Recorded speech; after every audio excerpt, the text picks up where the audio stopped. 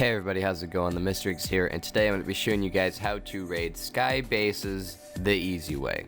I guess this can work for ground built bases too in a way, but this is most helpful for those bases that are built high up in the sky, right above the clouds. So within a semi-recent update, you can say, they have added two things in that have given builders many opportunities as well as raiders. So one, they have added in the change where you can only blow up building structures using explosives. Now, this meaning it is a lot more challenging to get into bases unless you have explosives, which I guess are not all that they're not all that common, but you can still find them around and make them. And next is the ability to freely place and rotate building materials, or at least most of them, to your choosing, which can allow for a lot better structures to be built in your own custom and fancy kind of way. And then lastly is salvaging, which means undamaged structures you can hold F and you can get that structure right back and replace it if you don't feel you placed it right. So that's what's going to contribute to our way of raiding. So now, with that being said, you're going to need minimal of 2 plates of any kind of wood. So for this, I'm using birch right here. I don't know why I just decided to use birch, maybe because it's weaker, I don't know.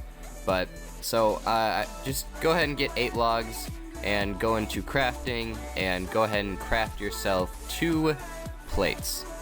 So as you can see right here, we can freely rotate them. Now, what you're going to want to do, me and my friend Omniponent right here, you just, as you can see, you just rotate it so it's almost vertical but not quite vertical, and then go ahead and walk up to it and jump up, and you'll notice that you can actually jump up and kind of climb it.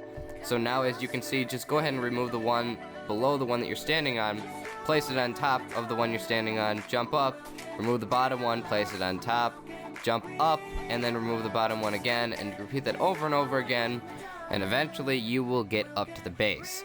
Now, when you are actually nearing the base, this is when you have to start making decisions on what your approach is going to be on the actual base itself.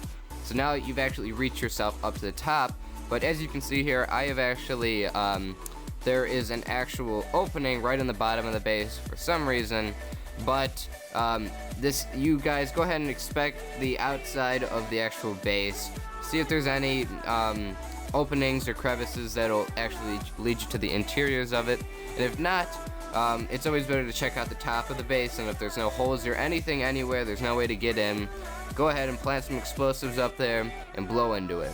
Now, whatever you do next is all up to you guys.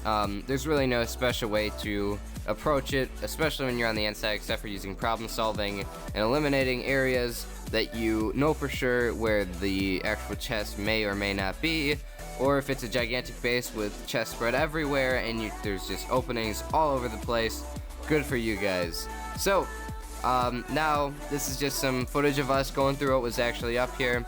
It was kind of a bust for this one. It took us quite a while to get up here, maybe about 7 minutes, but we did it.